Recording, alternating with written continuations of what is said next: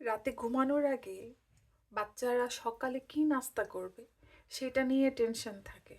এই জন্য আমি রাতেবেলাই আমার ছেলের সকালের ব্রেকফাস্ট রেডি করে তারপর আমি ঘুমাই, কারণ সে সকালে ঘুম থেকে ওঠার পরেই নাস্তা খাওয়ার জন্য অস্থির হয়ে থাকে।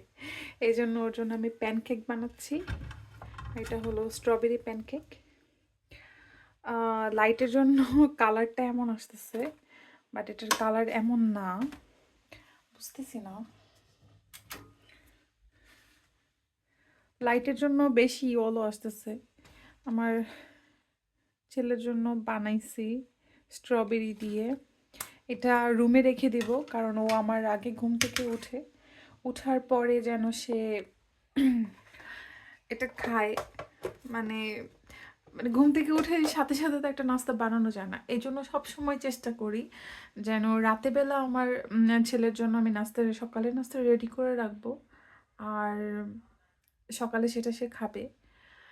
এই জন্য কষ্ট হলেও আসলে এটা আত্মতৃপ্তি, কারণ একটা বাচ্চা যখন না খায় তখন মায়েদের মন মানে কতটা যে খারাপ থাকে এটা আসলে কাউকে বলে প্রকাশ করার মতো না, এটা একটা মাই শুধু জানে। তো এই জন্য আসলে আমি সব সময় চিন্তা করি কিভাবে আমার ছেলেকে খাওয়াবো, কি খাওয়াবো, কোনটা খেলে ওর স্বাস্থ্য ভালো থাকবে, এই আর কি।